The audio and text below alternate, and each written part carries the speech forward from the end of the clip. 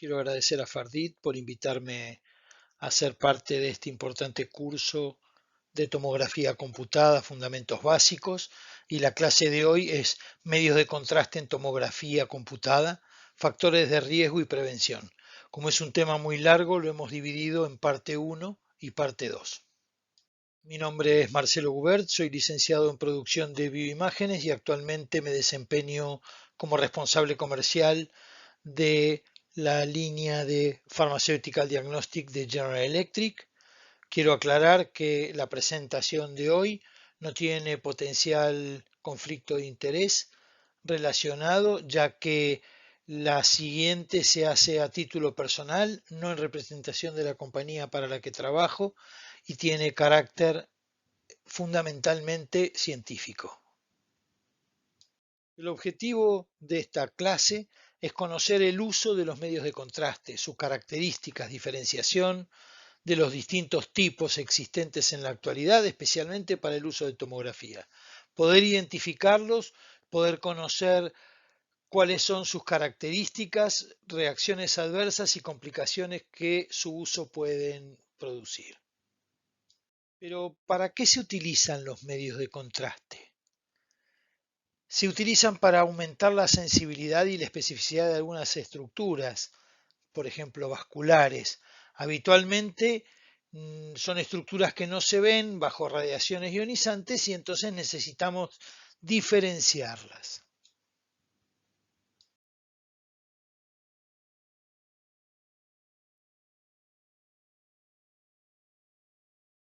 Entonces vamos a recordar que en tomografía computada tenemos escala de Hounsfield, ¿sí?, que le asigna valores en la tomografía y ese rango va de -1000 a +1000 unidades de Hounsfield. Y si ustedes observan, el aire tiene -1000, el contraste iodado tiene +100 o +280 unidades de Hounsfield. El agua tiene 0 unidades de Hounsfield y la grasa entre -50 y -150. Esto es importante porque el medio de contraste entonces se va a comportar de una manera que me va a permitir observarlo en una ventana diferente.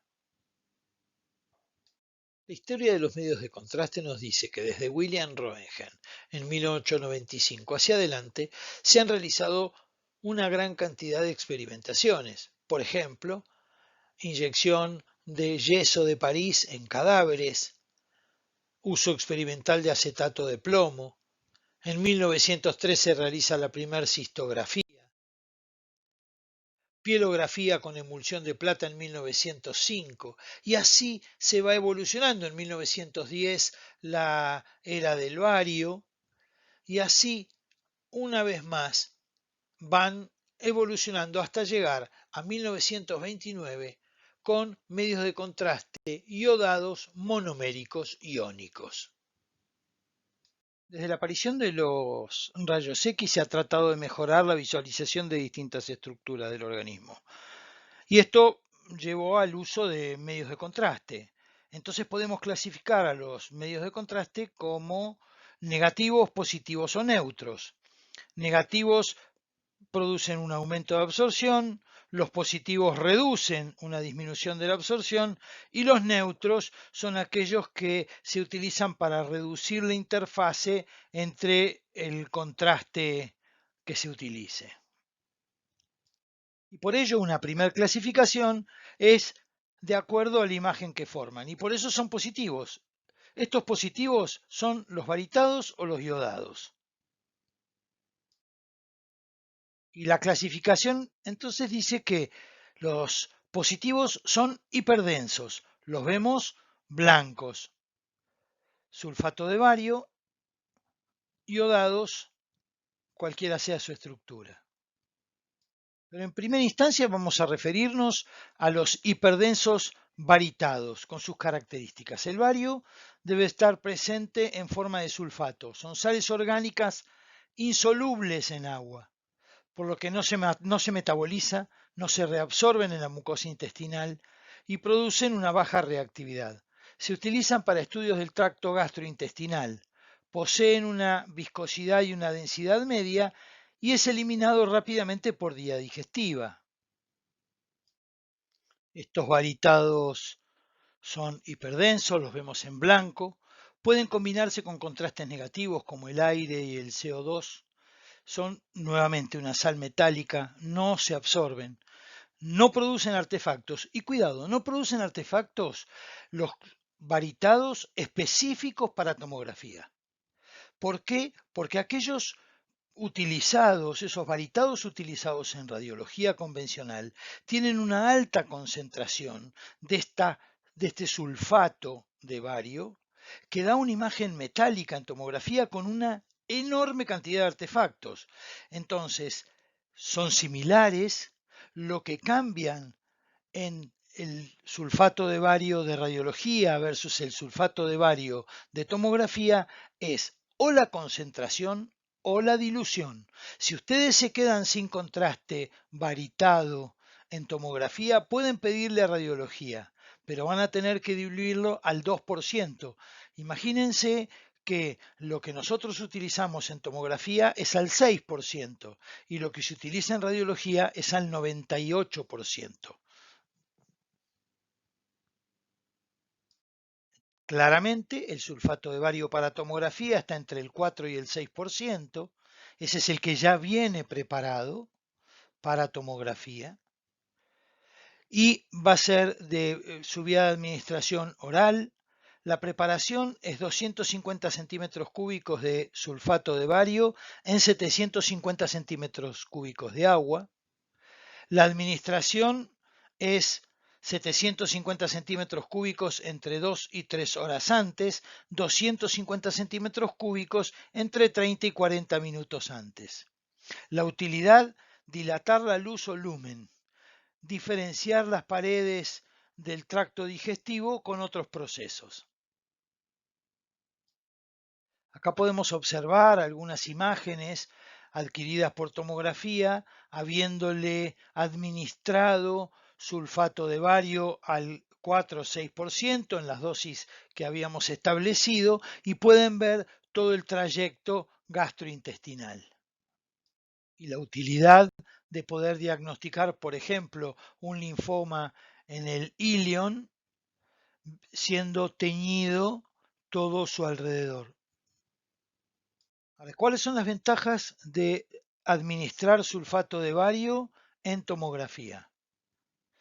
Aceptable tolerancia, es económico, no atraviesa la barrera hemática, no produce reacciones adversas severas y es ideal para tomografía. La desventaja es que requiere mucho tiempo de ingesta previa, puede producir artefactos, como yo les decía, si usamos una concentración muy alta o está mal diluido y una poca diferenciación de las mucosas del tubo digestivo. Pero como todo medio de contraste tiene alguna reacción adversa a los varitados. Las reacciones adversas a los varitados son muy ocasionales. Las más frecuentes pueden ser una hipersensibilidad, que puede producir diarrea o calambres, y las muy raras son las neumonías por aspiración, el megacolon tóxico, el granuloma del recto, la apendicitis, la perforación intestinal o la peritonitis. Es así que existe una contraindicación y es que no deben administrarse medios de contraste varitados si existe la sospecha de una perforación intestinal, una úlcera perforada o en días posteriores a haber realizado una biopsia rectal o colónica o una sigmoidoscopía o radioterapia. ¿Por qué? Porque pueden complicar si pasan a la cavidad peritoneal. Ahora nos vamos a detener en los medios de contraste iodados. Los medios de contraste iodados corresponden al grupo más utilizado en la producción de bioimágenes. Cuando se desarrollaron las sustancias iodadas, fueron seleccionadas porque presentaban alta densidad de contraste, baja toxicidad, alta afinidad por el benceno.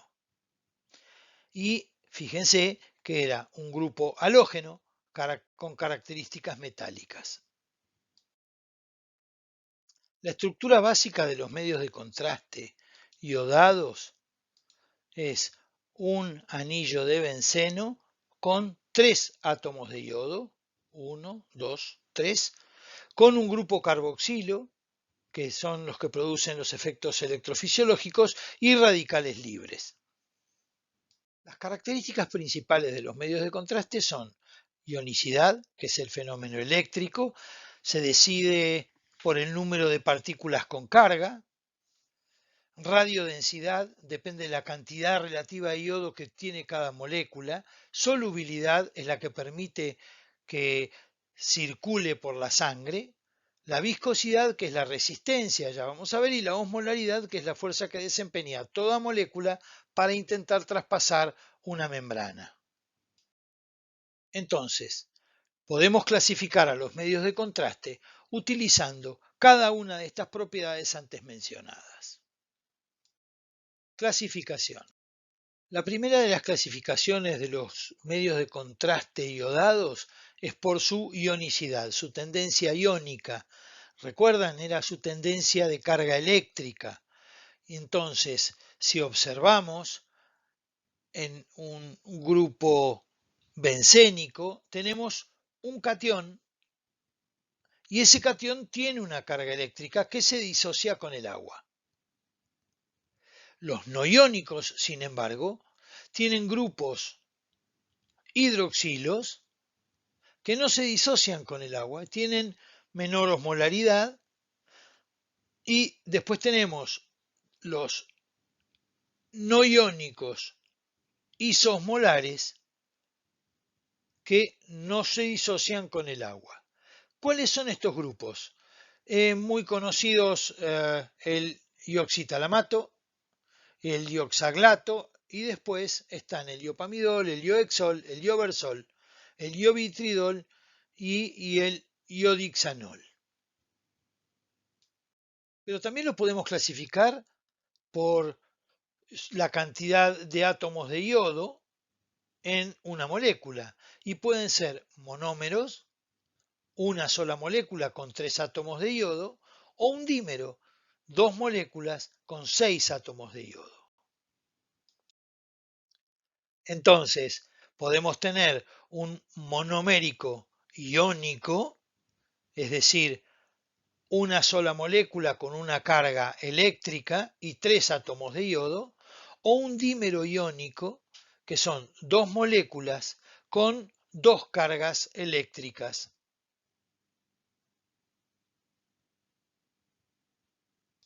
Pero también tenemos un monómero no iónico, que son 3 átomos de yodo con una molécula en solución, o un dímero no iónico, que son 6 átomos de yodo con una molécula en solución. Podemos clasificar a los medios de contraste por su estructura molecular en monoméricos o diméricos, sean con carga o sin carga.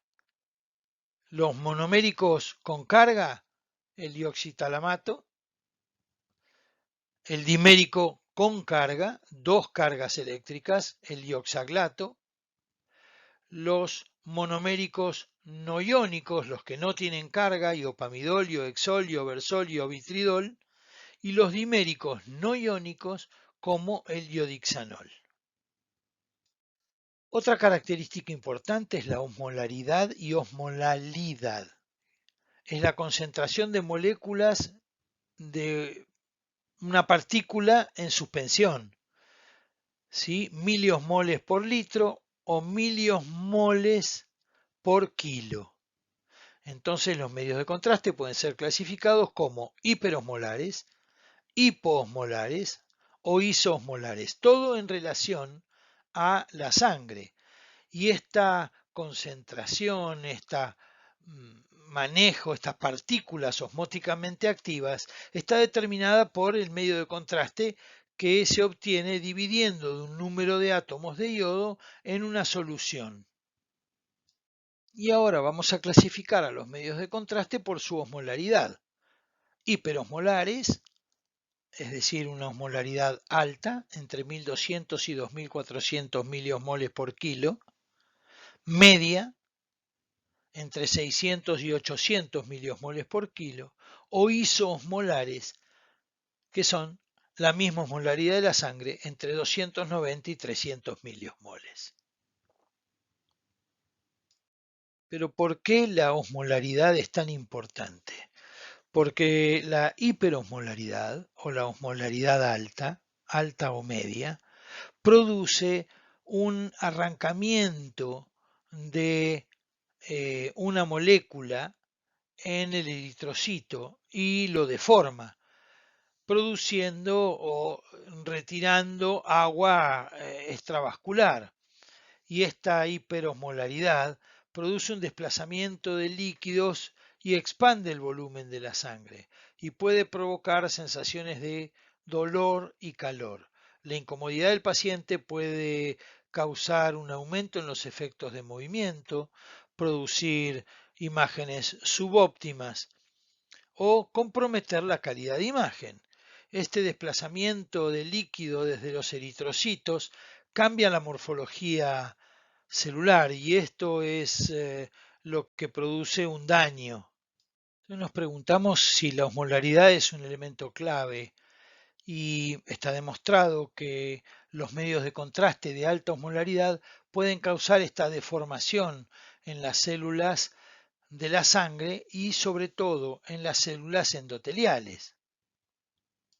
Y el endotelio es esa capa de células que recubre la superficie de todos los vasos sanguíneos y proporciona la interfaz entre los vasos y los componentes sanguíneos. Y entonces está considerado como uno de los órganos más grandes del cuerpo. Y produce compuestos que actúan en las células vecinas. Entonces, al haber un daño epitelial, endotelial, vascular importante, la sensación vasodilatadora, vasoconstrictora, puede verse dañada. Y muchas veces son los que producen esas reacciones vasovagales. Entonces, poder tener la posibilidad de un medio de contraste isosmolar reduce las complicaciones, es más hidrofílico y al tener la misma osmolaridad de la sangre no se ejerce esta presión osmótica y no hay este movimiento de líquidos que producen tantas alteraciones en el cuerpo.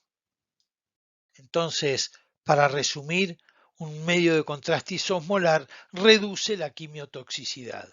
¿Sí? ¿Por qué? Porque los eh, efectos quimiotóxicos son principalmente producidos por los iones de los medios de contraste. Entonces los grupos hidroxilos ayudan a que la molécula sea más hidrofílica, tenga mayor afinidad por el agua y pueda proteger al vaso de una manera diferente. Y avanzando en las características, la viscosidad es otra de las características de los medios de contraste. ¿Qué es la viscosidad? Es la resistencia al flujo. Esta resistencia aumenta geométricamente con la concentración de la solución y el peso molecular. La viscosidad es menor cuanto mayor es la temperatura. Por ello, debe calentarse el medio de contraste a temperatura corporal. Y esta viscosidad, como pueden ver, todos los medios de contraste tienen una viscosidad similar, incluso aquellos con moléculas más grandes como los dímeros. Al ser calentados, reducen su viscosidad y mantienen un promedio de valores similares. Esto es un poquito como el ejemplo cuando uno pone aceite en una sartén y la calienta. Si ustedes se fijan, al calentar ese aceite pasa a ser más líquido. Bueno, es porque con temperatura pierde viscosidad. Y los efectos de la viscosidad en los medios de contraste va directamente relacionada sobre los efectos del riñón. ¿Por qué? Porque puede haber un flujo sanguíneo comprometido y comprometer el suministro de oxígeno. Las moléculas más grandes son más difíciles de filtrar, ¿sí? Entonces, puede haber un mayor desafío durante la inyección porque tienen más resistencia. La viscosidad me obliga a aumentar la presión y o a hacer una inyección más lenta. Entonces, todas las recomendaciones son que los medios de contraste deben ser calentados a 37 grados. Y hasta ahora clasificamos a los medios de contraste por sus características físico-químicas, pero también podemos clasificarlos según la vía de administración. Existen diferentes vías de administración: intravenosa, oral, rectal, nasogástrica, intracavitaria. Cada uno de los medios de contraste que hablamos y sus clasificaciones tienen un uso para cada vía de administración. En tomografía existe la vía oral rectal con sulfato de bario, yodo hidrosoluble, aire ambiente, agua, leche, metilcelulosa, polietilenglicol. El polietilenglicol se utiliza para la enterotomografía computada. Su uso se basa específicamente en todos los medios de contraste vía oral rectal para la tinción o distensión del tubo digestivo, para diferenciarlo de otros órganos y estructuras, y el objetivo de su administración es suprimir la señal del estómago o del duodeno. Entonces, en la tomografía computada de abdomen, podemos observar el contraste oral o rectal suministrado. El oral siempre lo vamos a ver como positivo, ya sea sulfato de bario o yodo. El neutro como agua y el negativo como aire o dióxido de carbono. Cuando existe la necesidad de un diagnóstico de una apendicitis, pielonefritis o acumulaciones de fluido, entonces vamos a dar un medio de contraste oral y también para poder observar abscesos. Estas enfermedades inflamatorias intestinales, colitis ulcerativa, enfermedad de Crohn, pancreatitis, cirrosis, etcétera, van a poder ser diagnosticadas vía tomografía utilizando un contraste oral. Hoy en día la mayoría de las tomografías computadas de abdomen con suministro de contraste vía oral se hace con un medio de contraste iodado, ¿sí? Existen medios de contraste iodados no iónicos de sabor neutro, porque realmente los iónicos utilizados tienen un sabor bastante desagradable y en general los chicos tienden a no querer tomarlos. Ahora, con un contraste no iónico de sabor neutro, se demostró que el 98% de los chicos bebió la dosis completa necesaria para poder contrastarlo. Los iodados de uso oral tienen un protocolo de uso. Su vía de administración puede ser oral o rectal. ¿Cómo se prepara este medio de contraste? Son 250 centímetros cúbicos de iodado en 750 centímetros de agua. Se administran nuevamente por vía oral o rectal. La ingesta es 750 centímetros cúbicos 40 a 60 minutos antes. ¿Y por qué esta diferencia con el varitado? Justamente porque es un hidrosoluble, es más acuoso y se elimina más rápidamente. Y 250 centímetros cúbicos antes de iniciar la exploración. La utilidad es dilatar la luz o el lumen, diferenciar las paredes digestivas como otros procesos, exactamente igual que los varitados. Existen en el mercado distintos medios de contraste iodados de uso oral. El Omnipac, el trillosón tomográfico, el trillosón GI, Temistac. Ahora, el Omnipac es el único de los medios de contraste iodados no iónico con sabor neutro. Podemos observar en este estudio como una fístula posquirúrgica después de una recesión de un carcinoma sigmoideo con contraste o sin contraste rectal. Y pueden observar la fístula como es teñida. En este caso, si hubiéramos inyectado o aplicado un contraste varitado, este paciente podría presentar serias complicaciones. Y los iodados de uso oral tienen ventajas, que es una muy buena farmacocinética y farmacodinámica, como les decía, permite contrastar todo el tubo digestivo y es ideal para tomografía multicorte. La desventaja es que requieren tolerancia a ingesta de un gran volumen de agua. El riesgo de estudios combinados con contrastes endovenosos aumenta la probabilidad de vómitos por la gran cantidad de líquidos que tiene el paciente en el estómago y uno de las desventajas es los costos, el aumento de los costos y muchas veces la disponibilidad de un contraste oral. Hasta ahora vimos todos los medios de contraste hidrosolubles. Bueno, también existen medios de contraste liposolubles. ¿Qué son? Son ésteres de ácidos grasos iodados no aptos para la aplicación intravenosa. Poseen una gran opacidad y no se reabsorben en los tejidos. Se utilizan en tomografía principalmente para la histerosalpingografía por tomografía. Actualmente se han sustituido, se usan muy poco, ¿sí? Porque tienen una desventaja y la desventaja es que son de absorción muy lenta. Pueden liberar yodo, no se mezclan con sustancias acuosas y realmente son muy irritantes a la mucosa. Otra vía de administración es la endocavitaria y podemos hablar de la histerosalpingografía. Aquí es donde utilizamos medio de contraste liposoluble. Otra de las vías de administración en tomografía son los contrastes iodados por vía intravenosa.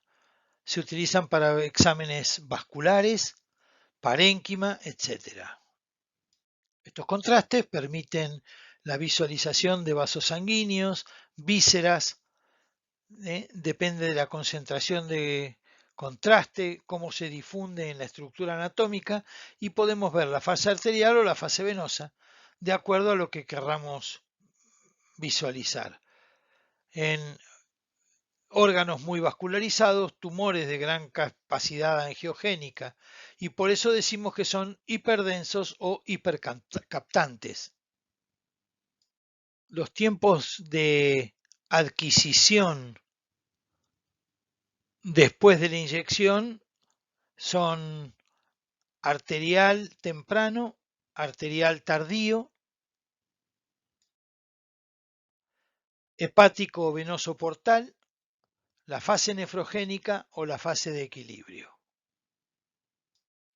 Entonces, si yo quiero ver un mecanismo de acción del hígado, voy a tener diferentes tiempos. Para ver el parénquima hepático o la vena porta son 60 segundos, pero para ver una lesión hepática son 20 segundos.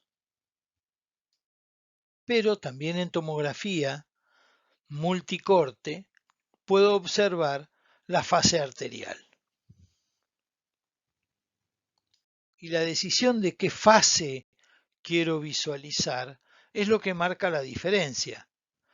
Miren en esta imagen cómo puedo ver un carcinoma hepático a temprano y a tiempo tardío.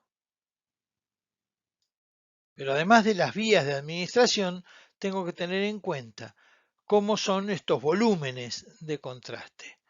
Y esto va de acuerdo al peso.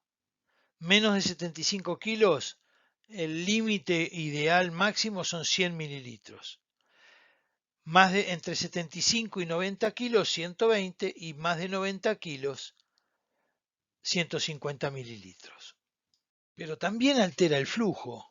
Si es un flujo rápido, debería inyectar a 5 mililitros por segundo para casi todos los protocolos. Y si es un flujo lento lo que quiero estudiar, 3 mililitros por segundo nos permite ver la fase de equilibrio.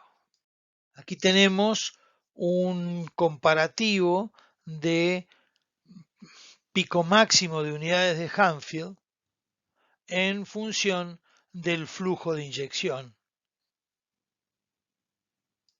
Entonces es importante tener en cuenta los volúmenes de contraste, ¿sí? Ya que, como pueden ver en la imagen, fíjense arriba una inyección de 2.5 mililitros por segundo y abajo una inyección de 5 mililitros por segundo. Ahora, ¿cómo se realiza en la actualidad una inyección de medio de contraste en tomografía? En general, la mayoría de los tomógrafos utilizan una bomba de inyección de medios de contraste. ¿Para qué se utilizan o por qué? Porque permiten optimizar la administración de medio de contraste por vía endovenosa en estudios de tomografía, pudiendo controlar flujo, volumen, tiempo de inyección y especialmente para los estudios vasculares, arteriales o venosos. Ahora, ¿qué es exactamente una bomba inyectora de medios de contraste? Una bomba de inyección de medios de contraste es un dispositivo electromecánico que consta de componentes mecánicos como pistones, que pueden ser uno o dos, engranajes, etcétera, que producen una acción de empuje mecánica de un émbolo, con un sistema electrónico que permite controlar la velocidad de ese mecanismo de empuje, el tiempo y la presión de inyección. Utiliza jeringas para medio de contraste y solución salina, dependiendo si es de un cabezal o de dos cabezales. Tiene un calentador de medios de contraste. Y cuidado, aquí voy a hacer un paréntesis. No calienta el medio de contraste. Lo que hace es mantener la temperatura en más menos medio grado para que la temperatura ambiente, que en un tomógrafo es de 21 o 22 grados, no enfríe el medio de contraste que debe ser previamente calentado. Tiene un panel de control, sistemas de conexión, una estación remota y un soporte que puede ser de piso o de techo. Aquí podemos observar diferentes modelos de inyectora de un cabezal o diferentes modelos de inyectoras doble cabezal. En la actualidad, la mayoría de los tomógrafos multislice utilizan jeringas doble cabezal. ¿Para qué? Para poder en una jeringa tener medio de contraste y en la otra solución salina que empuje el bolo. La ventaja de esto es reducir la cantidad de medio de contraste a inyectar en un paciente. ¿Cuál es el funcionamiento básico de estas bombas inyectoras? Se acopla la jeringa, se coloca un dispositivo de aspiración para producir una carga electromecánica, es decir, una aspiración motorizada que va llenando el recipiente de la jeringa de medio de contraste en una y de solución fisiológica en la otra. Siempre hay que respetar y tener muy en cuenta las condiciones de esterilidad, ya que estamos inyectando al paciente un medio de contraste que debe estar estéril.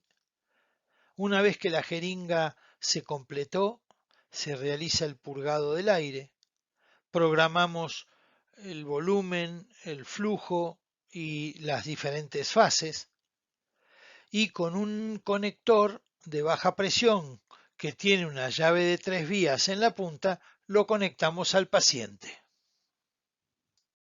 ¿Cuáles son los parámetros que deben ser considerados al momento de programar esta bomba inyectora? El volumen, que es la cantidad de material de contraste a inyectar, y depende de diferentes factores, órgano a estudiar, si es tiempo arterial, si es tiempo venoso, etc. El flujo, que es la velocidad en que va a pasar este medio de contraste al torrente sanguíneo y se mide en mililitros por segundo. Y esto va a depender exclusivamente del calibre del catéter que le pudimos poner al paciente. ¿El calibre del catéter qué es?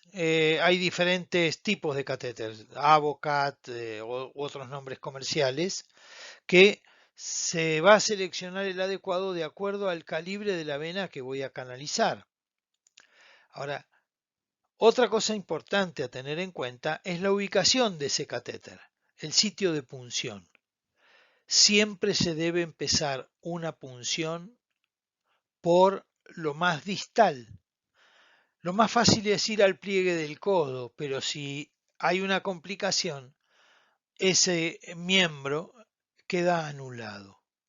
Entonces, siempre hay que ir de distal a proximal. ¿Sí? Otra cosa a tener en cuenta son las fases. ¿Sí? Si es una fase parenquimatosa, arterial, venosa, etc. El tiempo de inyección es el tiempo que va a durar esa inyección durante todo el examen y el tiempo de exploración de ese estudio. ¿Cuáles son los beneficios de usar una bomba inyectora? Garantizar una inyección homogénea de flujo de contraste constante para obtener una imagen de tinción homogénea de las distintas estructuras a estudiar. Reduce significativamente el volumen necesario, especialmente en aquellas bombas inyectoras de doble cabezal, y por sobre todas las cosas protege al operador de exposición a radiaciones ionizantes, porque si no yo tendría que estar inyectando dentro de la sala de tomógrafo cuando voy a empezar una adquisición. Otra de las características que van a depender o que va a depender la calidad de imagen que obtenga, además de la inyección y del volumen, es la concentración de yodo. La cantidad de yodo que tenga el medio de contraste me va a establecer la radioopacidad. Entonces podemos tener concentraciones altas de 350 miligramos por mililitro, media de 270 a 320 y baja de 250 a 300 miligramos por mililitro. ¿Sí? Obviamente, cuanto más alta es la concentración, mejor es la imagen, sobre todo para lo que es estudios cardíacos, ¿sí? De bolo rápido. Una visualización óptima con una inyección de alto flujo para lo que es medio, para lo que es arteriografía visceral, cateterismos, etc.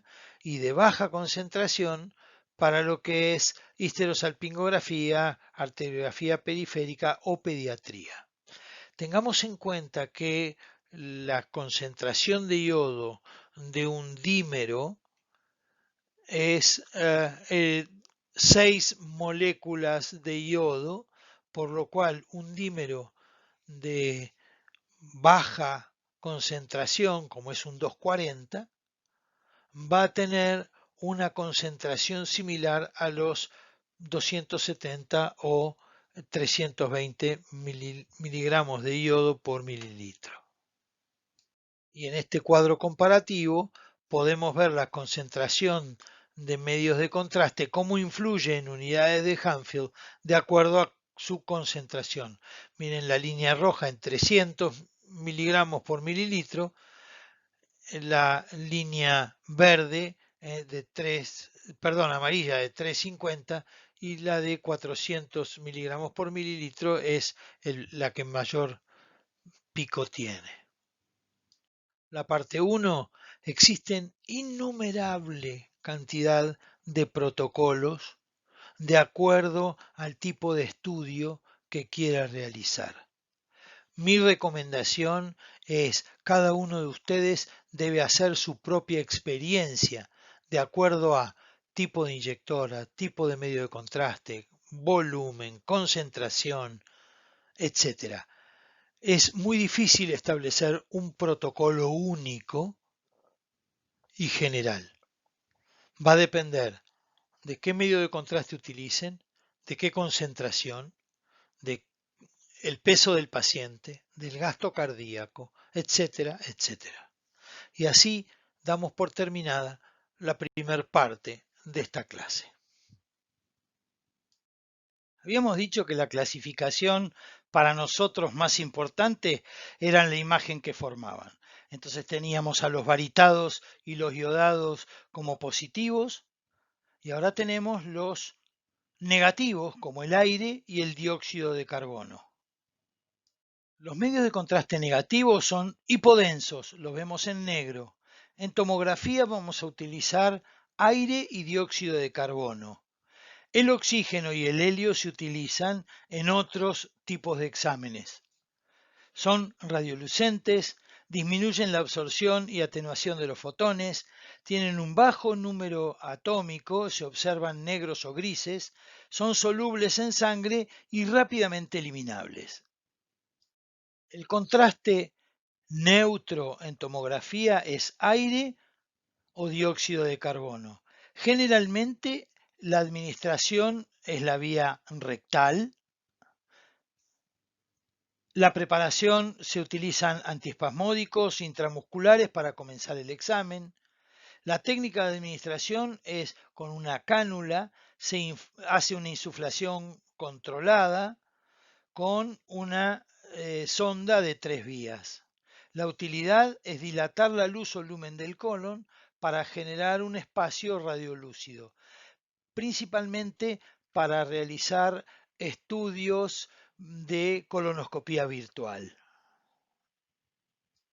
Y en tomografía, insisto, lo vemos en negro y lo observamos de esta manera. Como todos los contrastes, aunque sea neutro, tiene ventajas y desventajas. Las ventajas es que obviamente si usamos aire es económico, no atraviesa la barrera hemática, no produce reacciones adversas y como les había mencionado, permite las colonoscopías virtuales. Las desventajas es que requieren una preparación previa con dieta y laxantes, producen mucho malestar por la distensión y existen riesgos de perforación por excesiva o descontrolada insuflación. Continuando la clasificación por la imagen que forman, aparecen los medios de contraste neutros, como el agua, el manitol o la metilcelulosa. ¿Y cuáles son estos medios de contraste neutros? El agua es utilizada en todos los estudios de enterotomografía y para visualizar el páncreas. Puede ser utilizado con o sin manitol, que es un edulcorante, o con o sin metilcelulosa, que es un espesante emulsionante. Este medio de contraste, como es el agua, más manitol o metilcelulosa, siempre la vía de administración es oral. Cuando es agua sola es 1 litro. Cuando es combinado con manitol o metilcelulosa son 250 centímetros cúbicos de manitol más 750 centímetros cúbicos de agua. Se administra 1 hora antes de comenzado el estudio, el litro entero, y el objetivo es dilatar la luz o el lumen o disminuir la interfase con la sustancia de contraste. El protocolo de uso es de 500 a 900 centímetros cúbicos cuando es solo agua, 20 o 40 minutos antes del examen, en todos los estudios de rutina, de TC, de abdomen, sin contraste y para páncreas. El objetivo es dilatar el estómago y el duodeno para valorar la pared digestiva. Cuando se utiliza manitol o metilcelulosa, son también 1000 centímetros cúbicos, 250, como dijimos, más 750, de 40 a 60 minutos antes del examen, y es para hacer la entero TC. El objetivo es dilatar el intestino delgado para valorar la luz del tubo digestivo. Y acá podemos observar algunas de las imágenes que se obtienen con agua o con agua más metilcelulosa. Más imágenes.